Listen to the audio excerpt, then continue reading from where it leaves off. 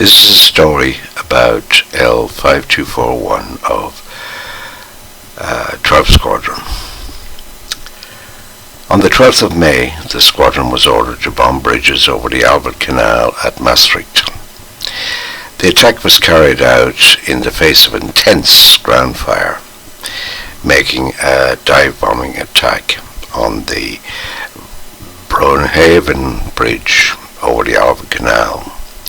Davy's aircraft was attacked by Mi-109s, which was fought off by his gunner LAC GH Patterson.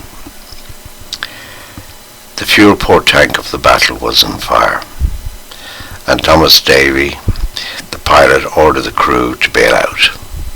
He stayed with the aircraft after running out of fuel, eventually making a forced landing in the St-Germainmont, Ardennes, east of Amifontaine, 8 miles short of base.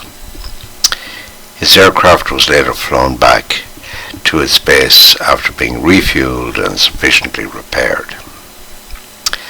Pilot Thomas Daniel Humphrey Davy was born in Shanghai, China on the 3rd of May 1920. He was killed on the 13th of September 1942 while flying a Hurricane P3868 in an interception exercise with the MFSU. Sergeant Lynn Davy Mansell, the observer, had landed safely and made his way back to the squadron on a bicycle.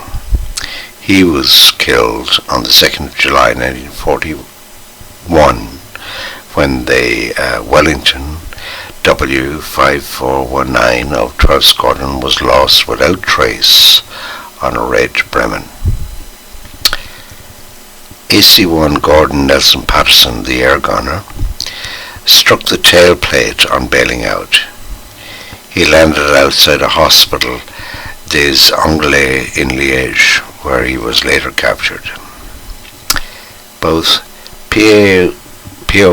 Davy and A.C. Patterson received the DFC and DFM for this mission, Patterson being the first Canadian to receive the DFM. Flying officer Otto Swirlich claimed a battle shot down in Maastricht area. L5241 aircraft awaiting repair after damage on the 12th of May was destroyed on withdrawal from Amifontaine to Amiens landing ground. Here's an account of ferry battle PHG L5241 of 12th Squadron by Patterson. My first reaction to the firing was to dive under the armour plating. I had just bent down and I felt a horrific blow on my left side of my head. I put my hand up there thinking my ear was shot off. It was only the earpiece of my headset mounted on my leather flying helmet. Whilst I know it sounds stupid finding, I was not wounded. It was such a relief. I sighted my machine gun on the leading aircraft, aiming for the cockpit, and fired a continuous burst about 10 to 15 rounds. The fighter immediately broke off into a vertical dive. The other two fighters had also broken off to come back in again. I had been continually advising Davy where the fighters were and what they were doing. The second fighter came in nearly level. I had a chance to reload before his attack. Again, I fired directly at the cockpit. This aircraft banked slightly and went into an evading dive. I never saw that fighter again either. The last came in and I had only fired one short burst when my gun seized up. I recocked the handle, but the gun wouldn't fire. With the VGO there, it was only one stoppage, a defective bullet locking itself in the pan. I pulled the gun down under the armor plating, removed the defective ammunition pan, and put a new one on, cocking the gun ready to fire. When I came up ready to fire, the fighter was only about 100 feet away, not firing. I think to this day that the fighter pilot thought he'd finish me. When he saw me dive down to unjam my gun and was coming in close to finish us off. But on seeing him this close, instinct prevailed, and I managed to get a shot off first.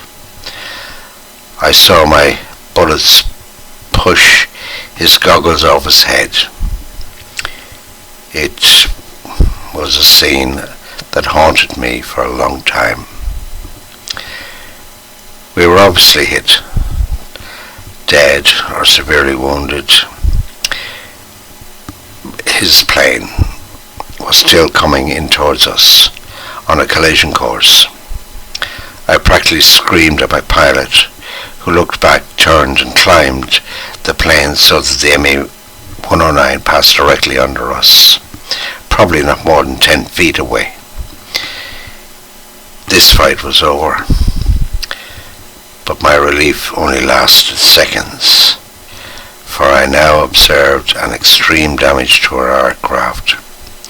I had indirectly heard the bullets striking in the fuselage. I had been hit myself 3 times, plus a smash on the ear.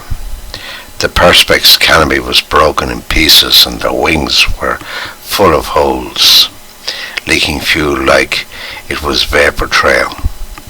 Our pilot ordered the observer and me to bail out. We were over Belgium friendly territory, so given the condition of the plane, his order was fully justified.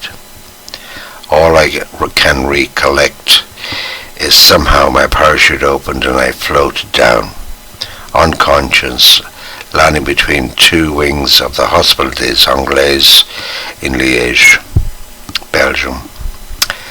Recovering consciousness in the hospital bed about 4 hours later after bailing out, Tom Davy managed to pilot the stricken aircraft back, finally having to crash land at St-Germainmont, some 15 miles to our base.